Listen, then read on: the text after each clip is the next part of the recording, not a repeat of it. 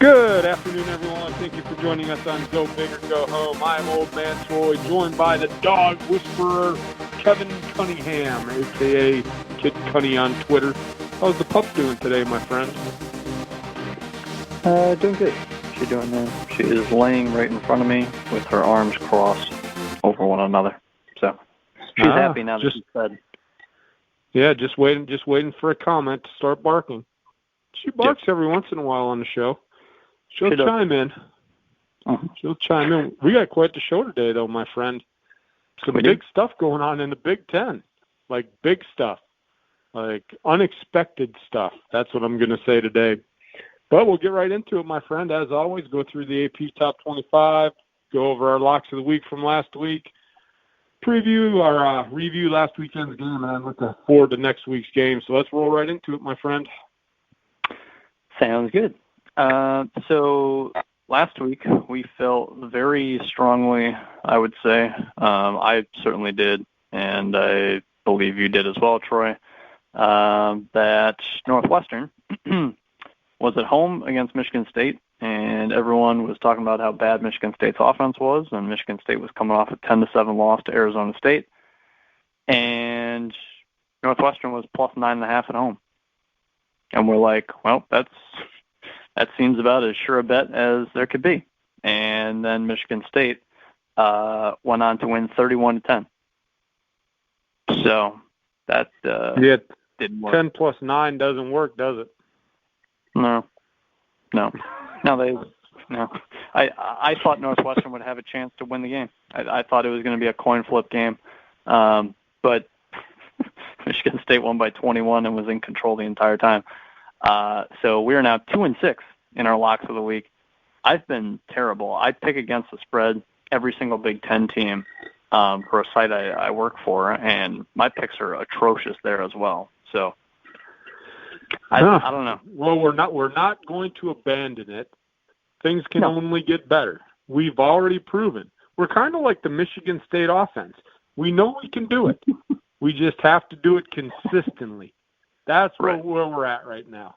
Maybe we can get to be like the Badger defense and be great. Maybe that's what we can do.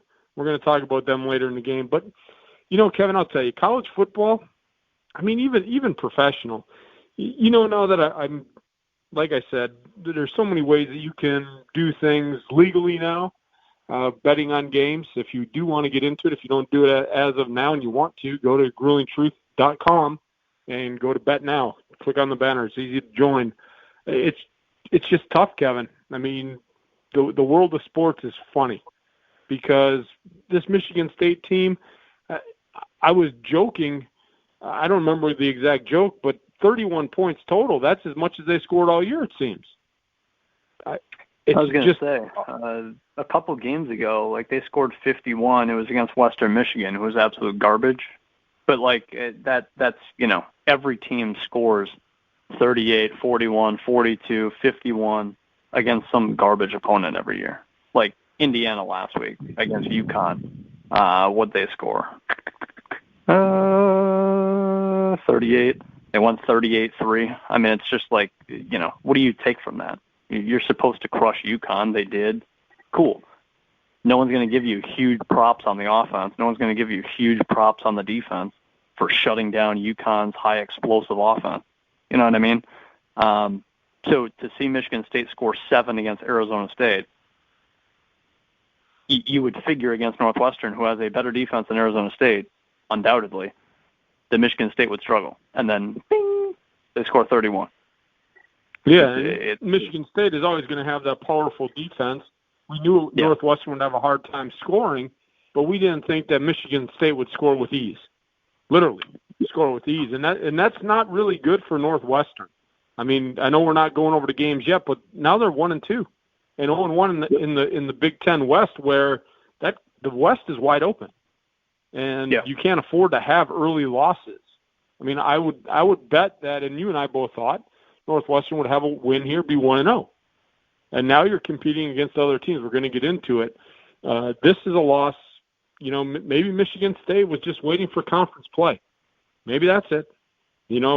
Maybe it had to be, Kevin, that D'Antonio was waiting for the phrase, fired Antonio. Maybe that's what gets his team all worked up. Maybe that's what he needed.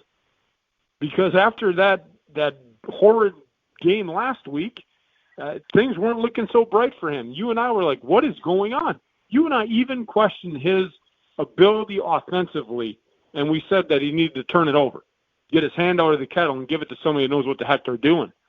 And then all of a sudden they go and drop 31 on Northwestern, which is a solid defense.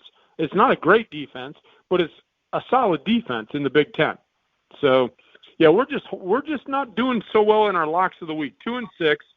But let's look on the bright side. It can turn around with a click of a finger. That's all it's going to take. So let's get into the AP Top 25. There was some massive movement in the top 10, well, at least for Wisconsin. I think the top 4 stayed the same, but I think Ohio State moved up to 5, right?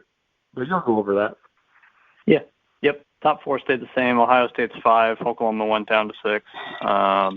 Nothing huge there. Wisconsin moved up, like you said, Troy, 13 to 8. So they're number 8 in the country right now. Penn State is at 12. They went up a spot. Iowa went up 4 spots to 14.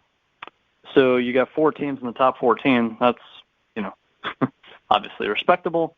I don't necessarily think Iowa's the 14th best team in the country, but I do think that they have a fifth-year senior quarterback. I think they've got a capable running back. I think they've got capable playmakers. I think they've got a solid defense. I think they've got a first-round defensive end being able to pressure the quarterback, first-round NFL draft pick. So what more do you want unless you're Ohio State, unless you're Georgia, unless you're Alabama, unless you're Clemson? I guess you can be a Wisconsin. I guess you can be a Notre Dame and fight teams that are at the top really hard. But maybe this is Kirk Ferentz' 10-win season again, Kevin, because he does that every once in a while. Yeah. And we talked about it a couple months ago. I was going to be that 8-5 team, 9-3 team, and every once in a while they'll put together 10-11 win season. Yeah. And this might be one of them. I mean, Iowa looks okay right now. I mean, this to me is one of those teams that is just solid in all facets of the game.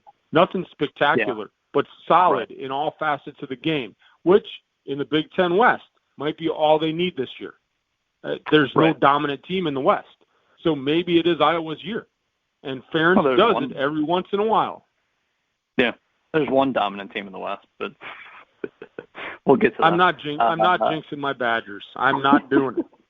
And I'll tell you why. I mean, I know a lot of people are jumping on Wisconsin and playoff and blah. I'm still not done. I'm still not sold. I'm a diehard Wisconsin fan, but I'll tell you why when we go over the game. Number 20 is Michigan. Number 25 is Michigan State. So Michigan obviously dropped from 11 to 20, and Michigan State popped back into the rankings with their nice little win they had over Northwestern. So before you go on, Kevin, Michigan falling 9 spots, losing to Wisconsin. When I saw that, I kind of scratched my head. I'm like, really? They lost to Wisconsin, who was ranked 3 spots behind them. I understand moving Wisconsin into the top 10. And I figured if they won, they would. They'd go into the top 10 based on whatever else happened in the country. But for Michigan, Kevin, to drop 9 spots, I was scratching my head a little bit, but then as I looked at it, is it because they've struggled in all of their games so far this year? I think it is. I think the voters looked at it and said, you know what? Struggling against Army, struggling early in the season, not looking as crisp as everybody thought. The expectation was playoff. Nowhere near that, and Wisconsin just throttles them. So the voters are like, you know what? This Michigan team is not for real. So they dropped them 9 spots. But at first I scratched my head going all the way to 20. And they got beat by a good Wisconsin team. I was thinking maybe they dropped 5 spots to like 15 or 16. They went all the way down to 20. My thought is it's because of the way they performed up to this point. Not very good. And I think the voters said this team is not for real. They're not a top 15 team. What is your thought there? That probably plays a part in it. I also think that Michigan just got absolutely destroyed. And so if you get destroyed, like 35-14 was the final score, and that was nowhere near what the game actually was. Wisconsin was up 28-0. I'm done with the AP poll. Wisconsin was up 28-0. We can get into this game. 28-0. Yeah, let's just roll right into that game. Yeah. Wisconsin dominated 28-0 at half. I mean, 35-8 going into the fourth. It was just, and even that doesn't really show. But I think that if you're going against the number 10 team, even the number 8 team, like the AP thinks Wisconsin is, and you get just obliterated, you're the 14th best team, you're the 15th. I don't think so. So I agree with them harshly falling. Again, this is the AP. This is not the College Football Playoff Committee. This literally means nothing. They're ranking right now. But I think you're right that just in general, this Michigan team has not looked good, even when they win by 20 points. Like the season opener, they won by 21, whatever it was. They still weren't crisp. Yeah, but they were favored by like 40. Right. So this team struggled against Army. What was the other game they had? Actually, yeah, there was some other game they had. No, there was no other game they had. Those were the only 2 wins. Then they got killed by Wisconsin. So they have not looked great on either side of the ball to this point. And then you play a really strong Wisconsin team and you just get thrashed. Are they the 20th best team? Probably. I have no issue with that. But I hear you, it is somewhat eye-raising to see Michigan, any team, fall 9 spots like they did. But this game overall, I mean, Jonathan Taylor had leg cramps in the second quarter, and Wisconsin was still able to run the ball over Michigan. 7 yards carry. That's because they breed running backs, Kevin. I'll tell you. Yeah. I'll tell you, out there on Lake Erie, the Great Lakes up there, I think they just have running backs that could, fall up onto the shore, because Wisconsin is 3 or 4 running backs deep all the time. Taylor goes down. Oh, no big deal. Backup goes in. Oh, backup's tired. We'll put third stringer in. I mean, at one time, Jonathan Taylor was a third string running back. Now he's a Heisman candidate again, and he's running like it. He wasn't. It's funny, Kevin. Last year he got off to a pretty quick start, and all the hype. Taylor for the Heisman. You don't hear about it a lot this year, and the guy's just having a solid year. He's running really well, and he ran over Michigan, and you got to give credit to the big uglies up front. I mean, Wisconsin once again putting together a solid offensive line. Yeah, you text me about Jack Cohn looking good. He did. It was nice to see a quarterback that could make a play with his arm. I'm not 100% sold on him right now, but he is doing better than I expected. So I have to give credit where credit is due. It is a much better improvement than the guy named Hornibrook that we had last year. It really is. I agree with you on that. We'll see if he can consistently do it. Yeah. I agree with you. Again, 100%. I'm not 100% sold on Cohn. If we really want to dig into it a little deeper, 13 to 26, awesome. 128 yards, no touchdowns, no picks. Okay, kind of a game manager role. At the same time, that's all he had to do. If you really wanted to nitpick at him, you can say, well, you were up 28-0. And that's where I wanted to go, Kevin. If you remember in the beginning of the show, everybody said, oh, look at Wisconsin, how dominant they are. The offense is great. Look at the rushing, and look at how they've played in the first 3 games. They've played with a huge lead. Yeah. You and I could go quarterback that team. I mean, we could at that point. But there were times in that game where he made a throw when he needed to make a throw. The thing is, those throws weren't in a pressure situation. That's what I need to see. Is he going to come through when the pressure is on? When it's 3rd and 8 in a tie ball game, middle of the third quarter, ball's around midfield, and it's a drive that can swing momentum. Can he make that play? I haven't seen it yet because they haven't had it. So as far as him leading the team right now, it's an upgrade from Hornibrook at this point. But again, there's not been a pressure situation. They're not playing. They're not going to be playing with 21-point leads in every game in the Big Ten, Kevin. No way, no how. It's not going to happen. He's going to have to make a play at some point. We'll see then how much of an improvement it is over Hornibrook from last year. But to this point, they're 3-0. They got a big win against Michigan, a game I did not know if they'd win or not. They were at home. I knew it was going to be close. They went on and dominated. And that defense, holy cow, Kevin. It is night and day from last year. It is now a very fast defense, optimistic defense, trying to create turnovers, go hard to the ball, getting pressure on quarterbacks. That's Wisconsin football. And this defense looked very good. And I know the Michigan offense has struggled. And you can, if you want to be a naysayer and you want to be negative and not positive about it, well, Michigan, and they haven't been well. Michigan's got some good playmakers. If you don't play good defense, they're going to put up 40 points. So I give the defense some credit, but I don't have anything else on this game, Kevin. As a Badger fan, I loved it. As you should have. I wrote a little rapid reaction piece, and my just a couple things that I wanted to point out from there. That overall, this team, I gave kind of the game MVP to the offensive line, like you mentioned a few minutes ago, Troy.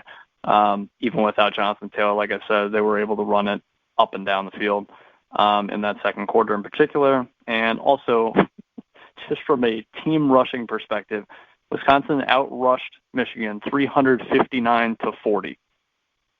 I mean, my headline for the little rapid reaction I had was Wisconsin obliterates Michigan. I literally used those words. And then Wisconsin outrushes Michigan 359-40.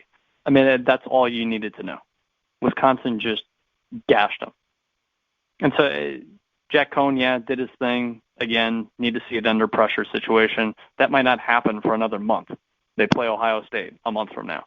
That may be the time where it's like, oh, damn, it's 17-13, and we're in the third quarter, and it's 3rd and 8, and I better get this offense moving. If not, then you might find yourself down 10, down 13, down 14. So maybe that will be the time, but for the time being, we haven't had to see him under pressure, like you said. And defensively, today I wrote a piece not on Wisconsin, but some other Penn State's defense on 3rd down, and I was looking at the best 3rd down percentage defenses in college football, and Wisconsin was number 1. Guess what percentage of the time opponents convert 3rd down opportunities against Wisconsin this year, Troy? I think it's like 12%. Yeah, it's 10. I mean, which is unbelievable. Over 3 games. I mean, it's not just 1 or 2. 10% is absurd. Kansas State was second in the country at 16%, and then everyone else was 20% or higher. To allow 33% is solid. That's fine. 10% is absurd on 3rd down conversion rate defensively. That's insane. Kevin, you know, part of that is because they're winning on 1st and 2nd down. I mean, you look at it, and even against Michigan, putting them into situations where it's 3rd and 6, 3rd and 7. I mean, you got to. I mean, in those situations, you're winning on 1st and 2nd down, and you're making 3rd down harder, which is great. I mean, the defense is doing what it needs to do early, and that's because they win in the trenches. So you take away that running game. I mean, Michigan has a decent running game. Everybody wants to look, hey, we're going to open it up. We're going to go to the receivers. We've got all this talent outside. Michigan can still run the football. And, you know, Michigan is a good team. So to limit them to under 50 yards rushing, Kevin, that front did a hell of a job. Just a hell of a job. Basically, and then you build a lead. Then they got to get away from the run. Now they're passing on 1st down. So now you get an incomplete pass at 2nd and 10. A lot of 3rd and 10s. Hey, that's great. But in the college game, Kevin, how many times do you see a 3rd and 10 converted? It's not as easy as it is, or it's easier than it is in the NFL. But I see 3rd and 10s getting converted in college football all the time because the receivers a lot of times and the quarterbacks are better than the defense they're playing, and they can convert those. But that Wisconsin defense, Kevin, yeah, you're right. 3rd down, they're winning on 1st and 2nd, making 3rd down hard. They can pin their ears back, go after the quarterback, put pressure on the quarterback, and make it easy for the cornerbacks. So as you can tell, I'm a little excited about this Badger team, Kevin. I'm not saying they're a playoff team, but as a Badger fan, I'm extremely excited 3 games into the season. Yeah, as you should. Shea Patterson, 14-32. So didn't even complete half of his passes, and then he basically got benched. And Dylan McCaffrey, the backup, came in and he went 3 for 8. So not any better. I guess we'll move on to the next game. That was obviously the main course of last week, so to say, from a food perspective from the Big Ten. So we won't talk that long about every game, obviously, but had a lot to diagnose there. Indiana at home against UConn, like I mentioned earlier, they won 38-3. The only thing I have to say is Michael Penix, the quarterback, the starting quarterback from this, from the start of the year, he's still out. He's missed the last 2 games with a concussion. Peyton Ramsey came in, played really well again. I shouldn't say again. This time he played really well. 2 weeks ago he got killed by Ohio State, but understandable. But against this game, Ramsey played really well. It's still uncertain if Penix is going to be available for this week's game at Michigan State, which certainly much more difficult than UConn will be.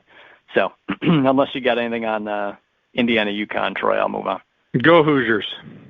There we go. Northwestern at home against Michigan State. This one was supposed to be very interesting, but Michigan State just cruised. They won 31-10. Like we said, lock of the week, completely out the window. Again, like I said before, a few weeks ago, in their second game, they scored like 51 points. Then they scored 7 against Arizona State, complete dud. But then you play against Northwestern. There goes my dog. Plays against Northwestern, and you scored 31 points. And so is the dog saying fire D'Antonio, or is the dog happy for D'Antonio? It's got to be one of the two. But so this team, people talk garbage about the offense, and you and I, Troy, a week ago on the show, were about as negative about D'Antonio and this team as we have been in literally years. But they kind of shut us up here, and maybe these things they're supposedly changing offensively, we didn't really see it the first 3 games, and not to say that they necessarily changed a bunch in this game against Northwestern, but they were obviously more efficient. So maybe it just takes. It does. I'm going to interrupt you, youngster, because wasn't it Urban Meyer who was on one of the shows talking about and I air quote, the cupcake games where you tinker and you play around because you're trying to figure it out. And I mentioned it early in the show. Maybe Michigan State was waiting for the Big Ten schedule. Maybe they were tinkering. Maybe they were trying some stuff. Maybe they didn't open up the whole playbook. That's one thing. After we got done with the show last week and as we rolled in to watch on Saturday and I saw Michigan State doing things with ease, it made me wonder, well, I'm not saying maybe it was a plan, but did they fully open up the playbook? Because, again, Kevin, you look at the Big Ten schedule, it's all about winning your division. And Michigan State, I mean, okay, people are going to say, well, everybody has a chance at the championship. Let's be real. Michigan State wasn't a top 4 team. It's about winning the division, though. If they can win the division, maybe they can move up. And so now in those early games, Northwestern, what do you have to look at to prepare for Michigan State? You've got their first couple of games. So maybe they didn't open the playbook up all the way. Maybe they were tinkering with some situations. And they had some injuries early, Kevin. Michigan State seems to be the injury bug of the Big Ten. Right. But part of me is like, maybe they just didn't open up the playbook 100%.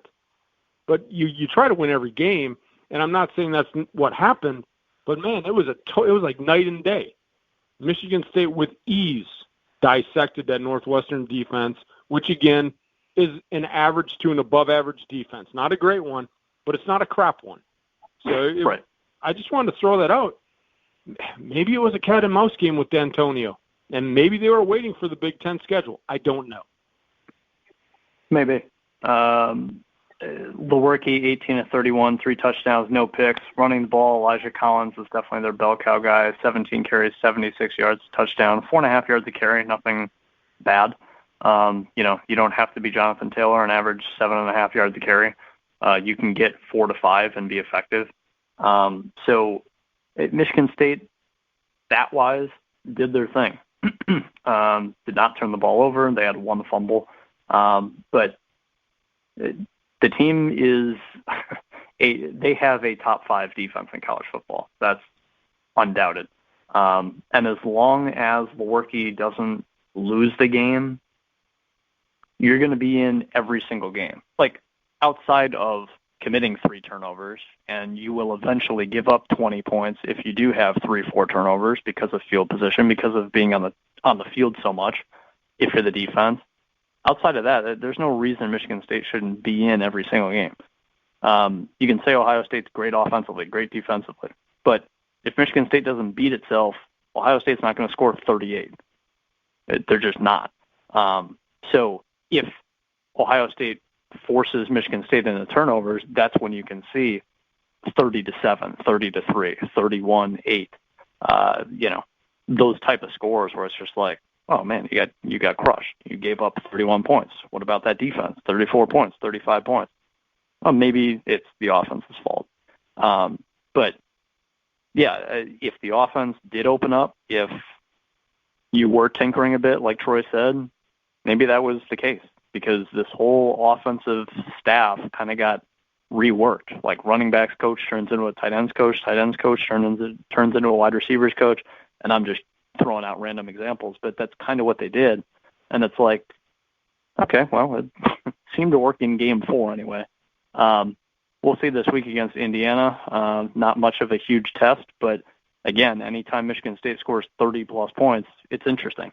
So if they do that again, I would kind of disagree with you, youngster, though. I think it is a big test to see if they can be consistent on offense.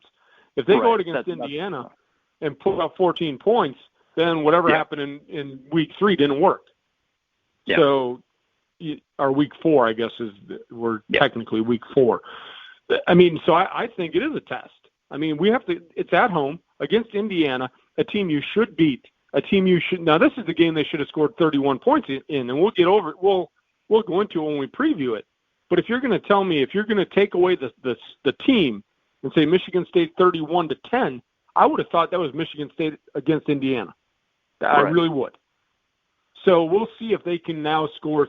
And again, I guess I'll let the cat out of the bag. We'll still go over the game. I expect Michigan State to score 28, 30 points. They've done it now against Northwestern, a much better defense in Indiana. So can they consistently now do it, and they're at home? So we'll see what happens. But, hey, good for Michigan State. They're off to a 1-0 start, put themselves in good position. I mean, a win in the Big Ten is a win in the Big Ten and over a good opponent.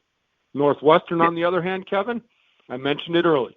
You've now put yourself behind the 8 ball, because we had mentioned there are 6 teams that we think, if everything went their way, there are 6 teams that we could possibly slot to win this division.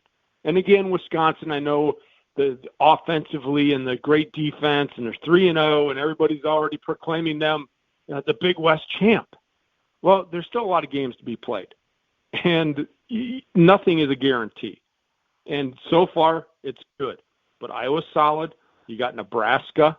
I mean, you have Minnesota that's sitting there at 3-0, not as pretty as everyone else, but they're still there. It's still a chance. And now here's Northwestern, 0-1. So they've put themselves behind the 8 ball in a conference that's wide open yet, in my opinion.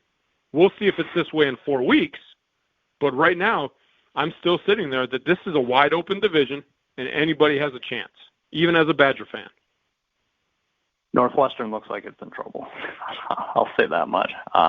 Their quarterback, Hunter Johnson, that transferred from Clemson, had to sit out last year, and now he's supposed to be the guy. He's been bad, and I thought he would be good. I thought he'd be rock solid, and that's been not the case. I've looked like an idiot.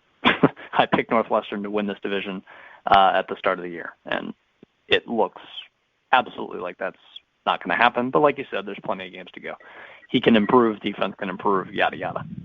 To move on, Rutgers at home against Boston College. Oh, gee, Rutgers at home against a porous Power 5 school. Maybe they have a chance. Boy. Oh, wait. They lose 30-16. Oh, and it's like, boy. Didn't we lock this game, Kevin? No, we didn't. We only locked. Actually, you know what? Did we lock this game? I might have to go back and check because I didn't have it marked, but didn't we mark Boston College or no? I don't know. What was the spread? Maybe not. I think Boston College was favored by like 8. I'll load it up, but did you say that as a joke or no? No, I was curious because it's Boston College, but I think I'm just saying 30-16 Rutgers. Oh my, against Boston College. Oof. This is not one of those top 25 Boston College teams. You just got embarrassed. You got embarrassed. No, I don't have it as a lock. But I don't know. I thought we talked about it, but well, yeah, we were teetering. I think we were teetering. Maybe. Yeah, but no lock officially. But I will say this for Rutgers. Art Sitkowski came in as a quarterback for this game, and not midway, but to start because McLean Carter was out. Again, they're holding him out with, I believe it's an undisclosed injury. He's been out for a couple weeks now. Sitkowski was the freshman that started a year ago that got absolutely hammered because Rutgers was that bad last year. And they're pretty much that bad again this year, but he threw 23 of 33 in this game, 300 yards. I don't think he had a pick. He played fine. He played perfectly okay. Like last year, I think, Troy, he had like 4 touchdowns, 18 picks, and that's not an exaggeration. Like, it's an absolute joke to say that, but that was like literally his stat line from last year. It was like 4 touchdowns, 18 picks, something ridiculous like that. But so at least he was productive in this game. Rasheem Blackshear, the wide receiver, 9 catches, 130 yards, touchdown. They've got capable running backs there. We've seen that in the past where they'll have a guy pop for 100-plus yards. It's not insane for Rutgers to do that. They may still lose 45-14, but they have guys that can make plays. And there are specific pieces, it might be 1 or 2, on the defense that are really solid and potential NFL players. I'm not kidding. But overall, defensively, they're just bad every year. They just give up 30-plus to everybody. Boston College lost to Kansas handily a week ago, and then they score 30 on Rutgers on the road. It's like you have no chance when you just give up 30-plus every single game. And it's not an exaggeration. They give up 30-plus every single game. So you talked about it a week ago, Troy, at the line of scrimmage, and that's absolutely a thing, too, especially defensively for them. Like, they almost always have one good corner or safety. Like, that's kind of their mainstay go-to guy this year is a second-year corner who people think can be an NFL guy. But it's like they just defensively can't stop anybody unless it's a FCS program, and then they'll hold them to, 17, 20. But otherwise, unless the offense goes off, which it won't if the defense is getting up that many points every single week, they've got, I won't say their offense is inept.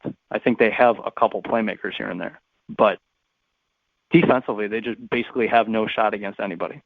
So I'll leave it there. Yeah, I'm not sure if they're going to win a Big Ten game. No, I'd be surprised if they did. Yeah, maybe move they on. did. I got nothing on this game other than they got embarrassed. Yeah, I'm checking right now to see if they get Illinois or not, because otherwise I wouldn't. I mean, even Illinois showed against Nebraska that they're capable. They play at Illinois, so I think that's a loss. So yeah, I don't think they win a game in the Big Ten. So, like last year, they won 1-11. Yeah, right now they're 1-2. They might go 1-11 again. Last game, actually 2 more games. Ohio State versus Miami of Ohio. Miami of Ohio led this game 5-0. And I was 5-0. Oh, that's weird. That's an odd start. And then Ohio State scored 76 points unanswered to close the game. How can you call it unanswered, youngster? How do you call that unanswered? That's like they answered every time. 76-5.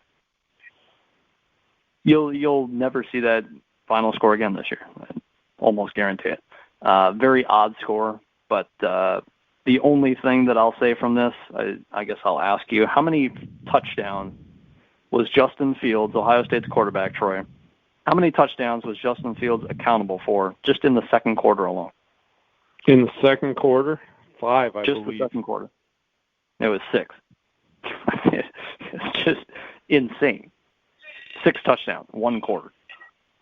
That's the first time that somebody's had 6 touchdowns in a half since, Lamar Jackson, like 3 years ago. He did it at Louisville. But 1 quarter, and I don't remember the exact stat of when it was the last time someone did that in a quarter. It's not like 40 years or anything, but it's just insane. But again, what do you take from this game? Ohio State's a lot more talented than Miami of Ohio. That's really all I have. Warm-up game for Big Ten play. Yeah. Just a little warm-up. Putting all the pieces together. Yeah. And they kind of warmed up against Indiana 2 weeks ago, too. But Ohio State's rolling. Wisconsin's rolling. But that's kind of life in the Big Ten right now, I suppose. Last game from last week, to recap, Illinois at home against Nebraska. This one was very interesting. Nebraska won at 42-38. There is a hilarious quote that came from Lovie Smith after this game.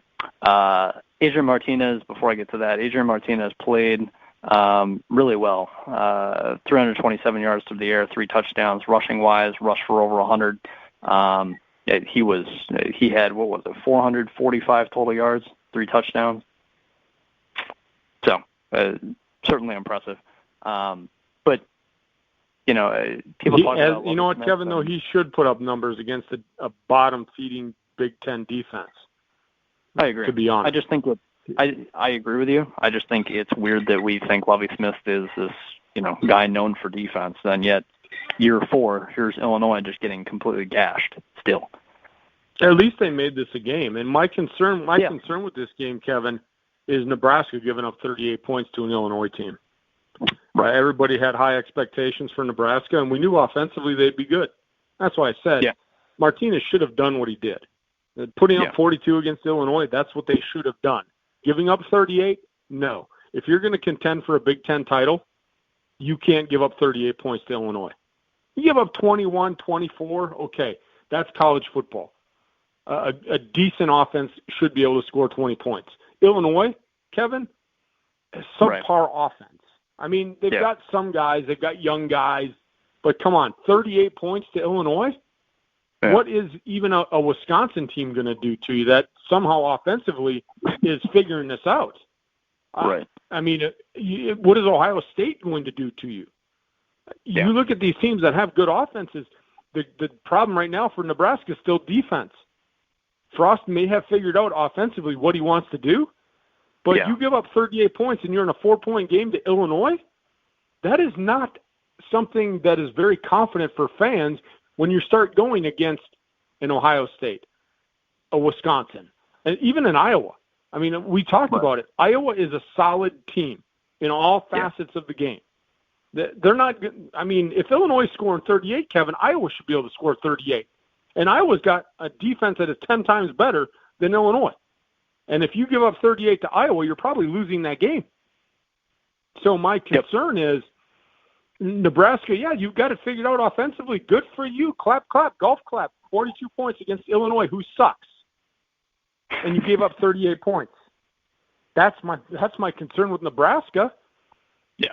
You've got to figure out, kind of like what we were talking about last week with D'Antonio and that offense at Michigan State. Frost needs to do something defensively. They've got to figure it out. You can't be giving up 38 points to Illinois. I'm sorry. If the expectations are high, it's a team that we thought could contend for this Big Ten title, the West title, not giving up 38 points to Illinois. Not going to put, if I'm doing power rankings in the West, I'm not moving you up. You're probably going to be the lowest of the undefeated 1-0 teams, because 38 points to Illinois, that is not good. That's all I got. Yeah, offensively, he's got his quarterback. He's got 3 running backs, that 19 carries for one of them, 12 carries for another, and 10 for the third one. So Wan'Dale Robinson, showed his ability as a freshman.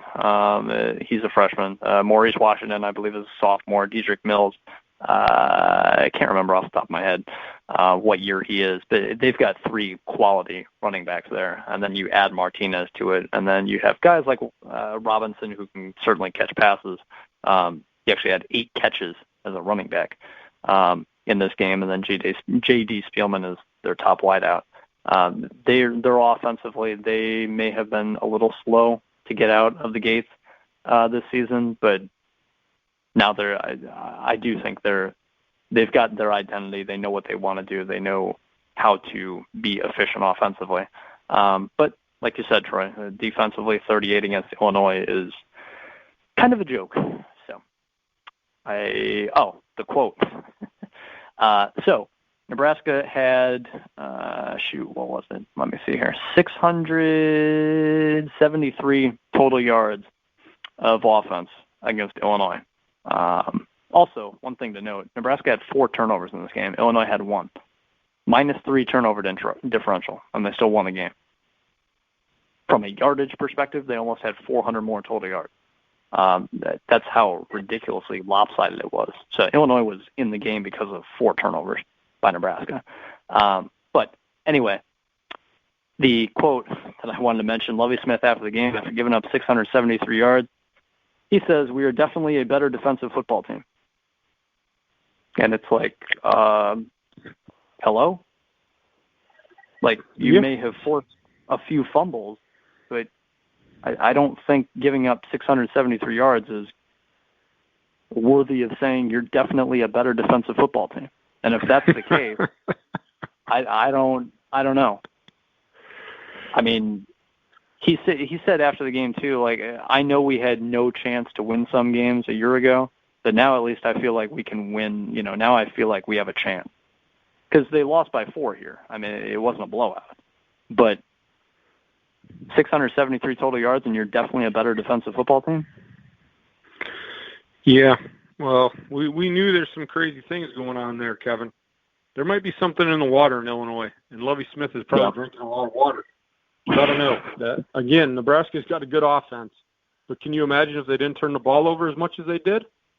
Right. I mean, maybe it's more of a blowout, but still you gave up 38 points to Illinois. So come on, Lovie Smith, get real. You're trying to be positive in a year where you're probably going to get fired. I mean, I think it's just inevitable, Kevin, that we've not seen improvement from Illinois in 4 years. 4 years is more than enough time to get your recruits in.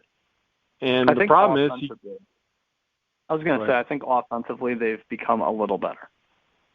That's it. That's all I'll say.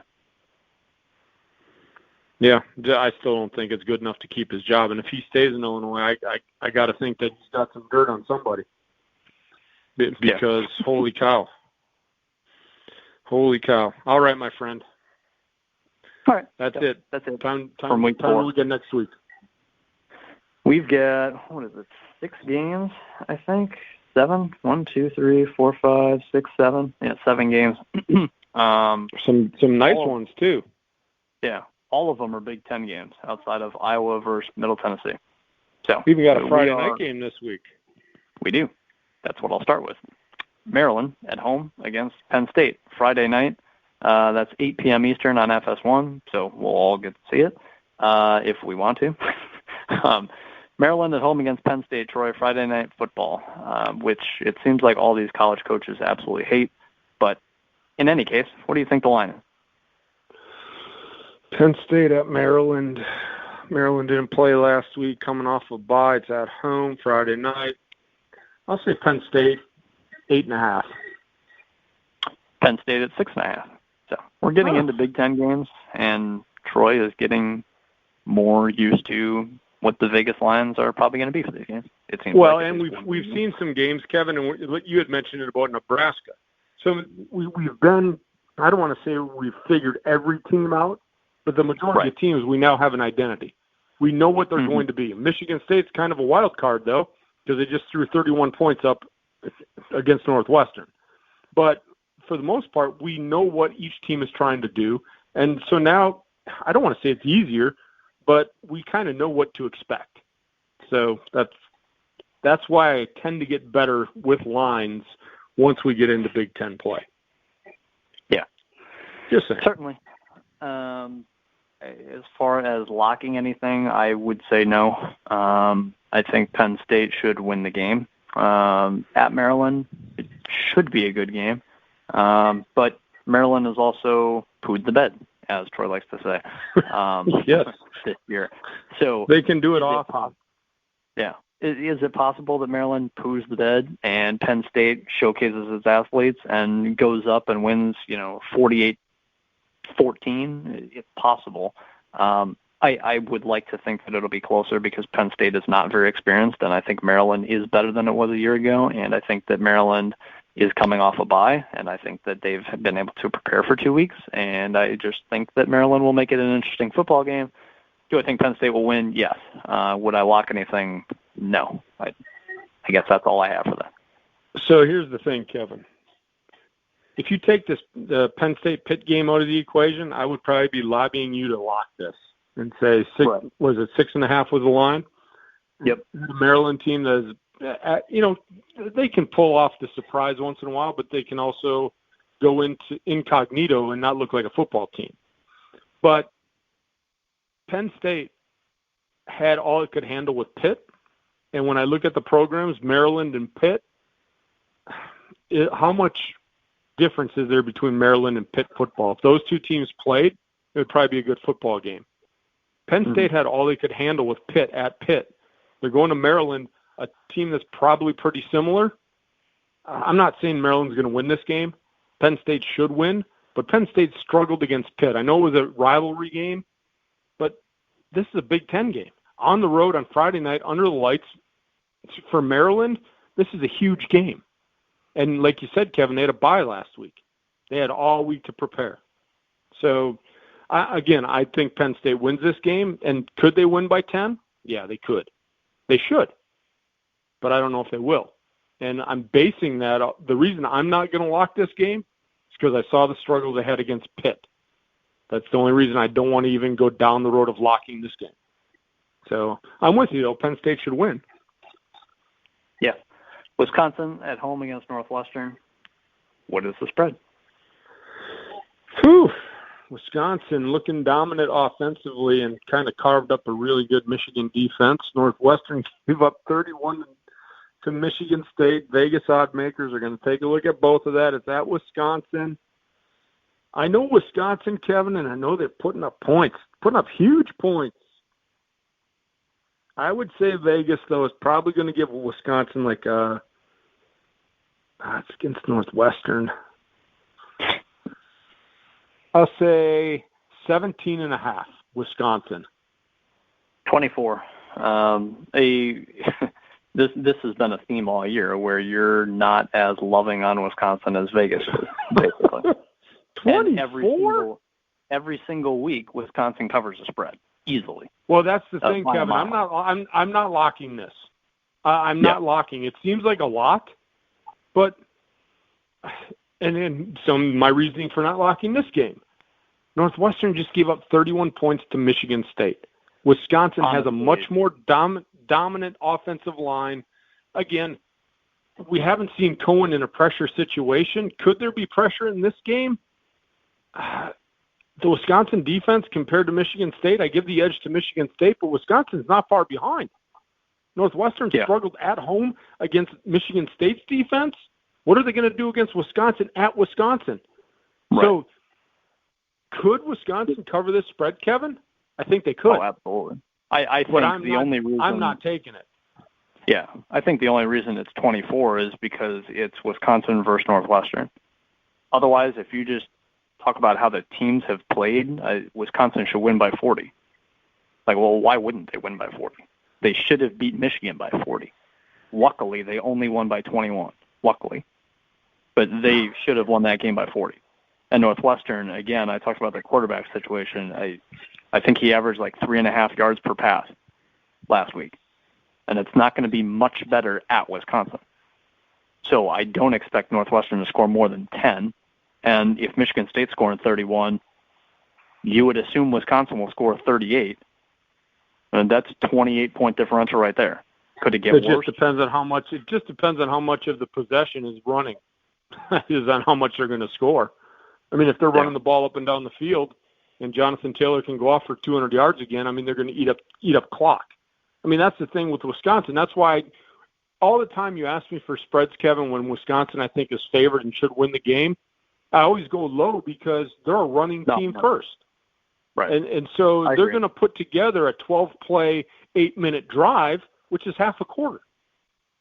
Now, every once in a while, Taylor will break one off for 60, 70 yards, and now you got a 3-play, 70-yard drive that takes 2 minutes. But on average, Wisconsin drive is going to eat up 10 plays, 6 to 7 minutes, and then the defense is going to go out there. Maybe the team gets a first down or two, eats up 3-4 minutes, gives the ball back to Wisconsin, and they've been very effective offensively.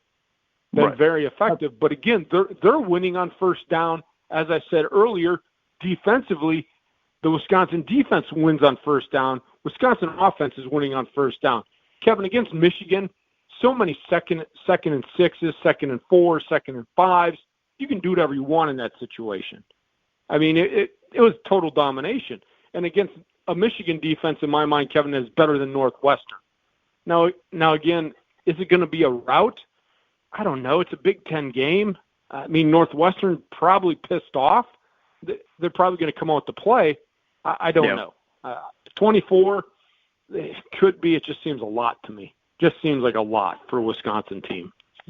Historically, I agree 100%. I just think that right now Northwestern's offense is not doing well, and Wisconsin's offense is just soaring through everyone. So we'll be talking next week. It'll be like 56-10. Right. Yeah, very well could be. All right. What's next? Iowa at home against Middle Tennessee. Again, I always go through from a. Is there even a line on this one? Standpoint. Do they have a line for it? I had to dig a little deeper for this. Iowa. Well, I was about to give it away, but I'll let you go. Oh, geez. Middle Tennessee. Who are they playing? Middle Tennessee. Correct. Iowa. Is that Iowa?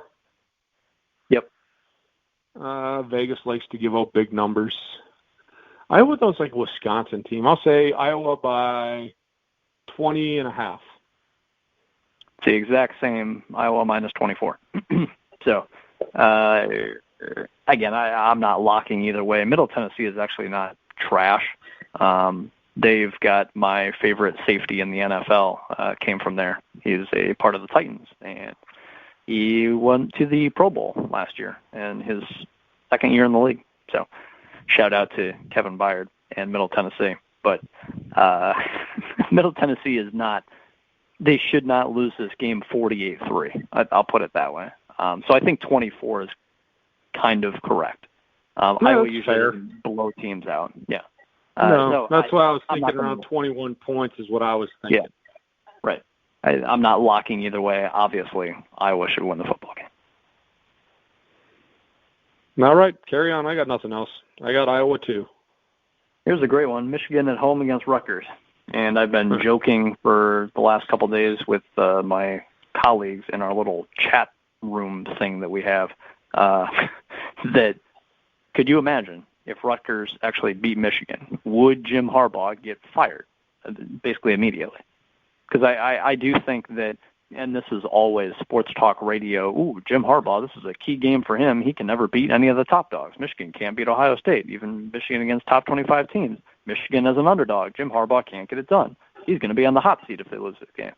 That's like a topic every single week. But if they actually lost this game, then I think he'd be done. At the same time, Michigan at home against Rutgers, I don't see Michigan losing the game. I see Michigan being able to look much better than they have this entire year in this game. Well, yeah, because it's a nobody.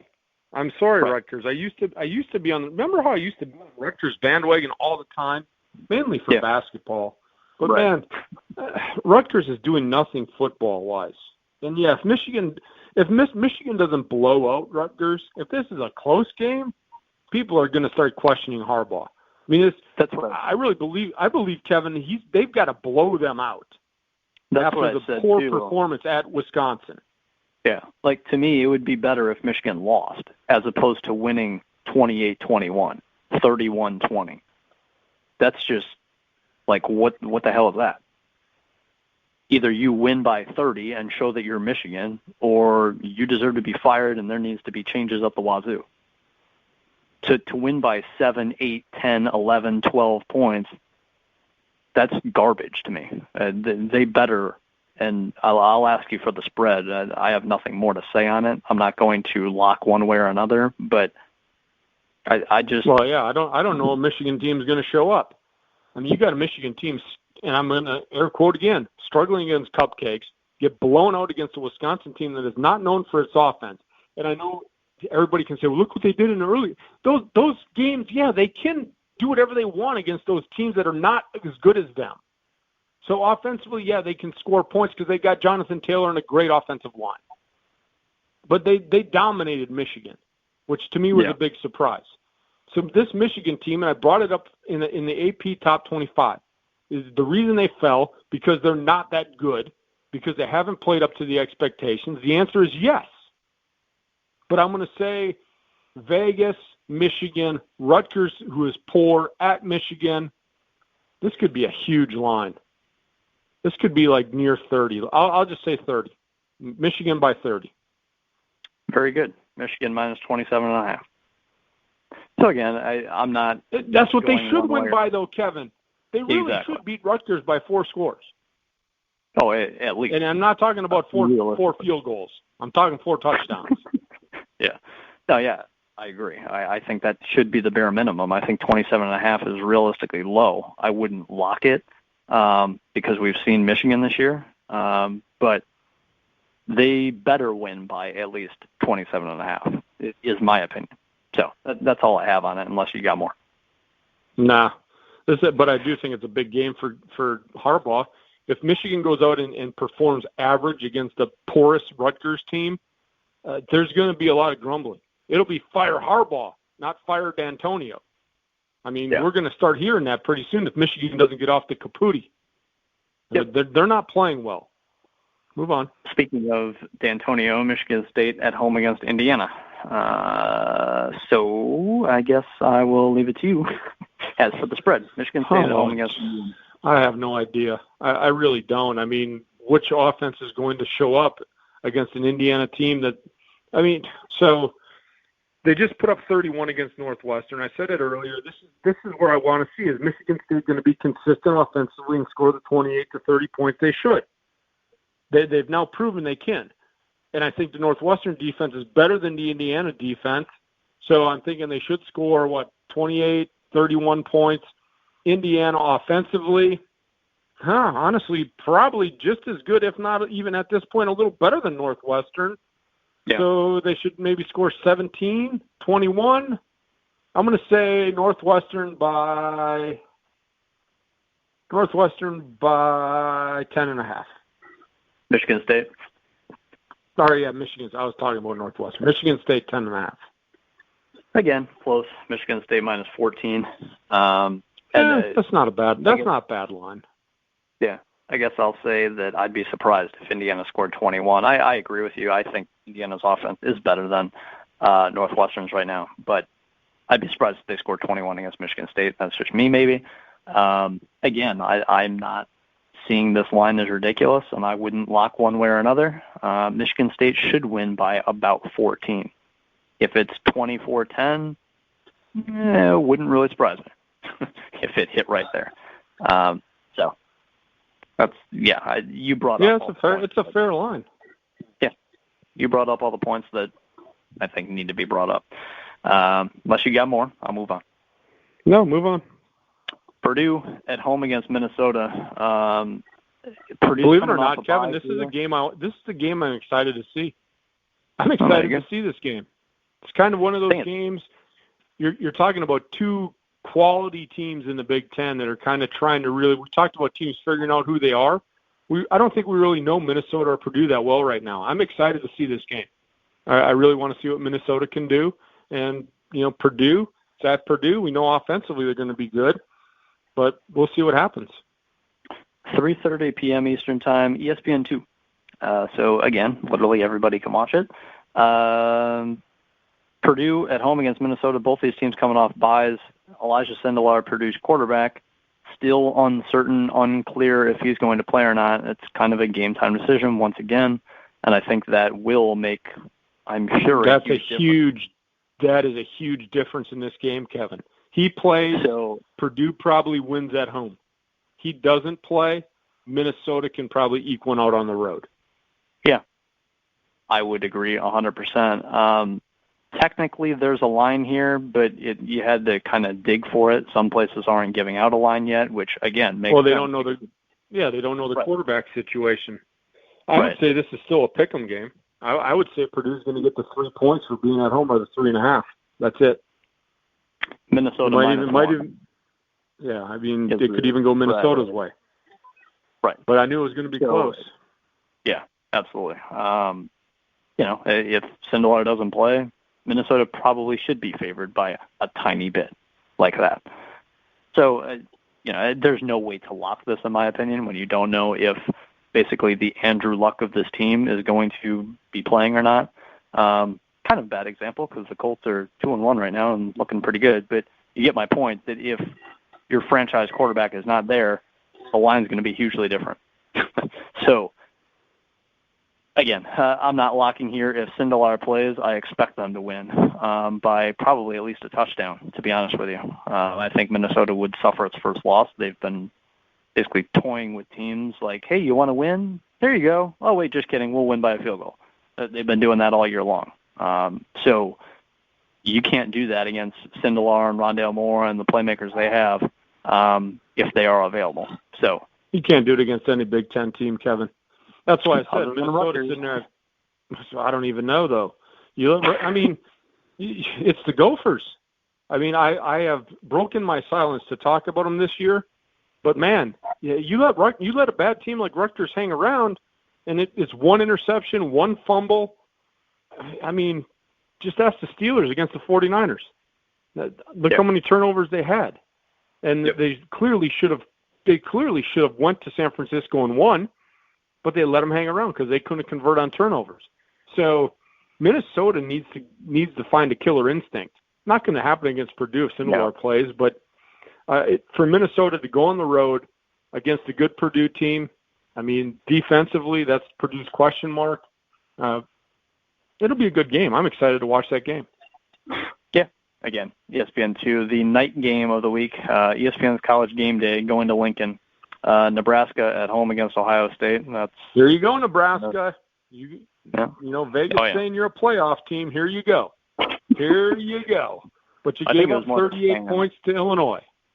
Yeah, it was more fans than playoff people. But, yeah, I mean, expectations were that this team would win 9-10 games and be in the Big Ten championship.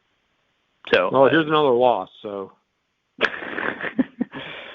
here's your chance. I will say this: the last 2 years, Ohio State has lost 2 total games. They got crushed at Iowa 2 years ago when they were supposed to win easily, and last year they went to Purdue for a night game, favored by at least 2 touchdowns, and got crushed by 29 points, something like that. So the last 2 years, I don't think you have to worry, you Buckeye fan over there. I haven't thought about the last 2 years, though, and yet they get blasted on the road randomly in a later game that no one's really talking about. So I do have my eyes raised here because I do know that Nebraska can score 40. Because last year, what was it? I'd have to look it up. But the final score of this game between these two teams last year was like 36-31. It was something weird like that. I think it's going to be another high-scoring game. Ohio State's defense looks a lot better than it did a year ago. I'll say that. It'll be Ohio State finally gets tested here against an elite college football offense. So we'll really see if Ohio State's defense is that good.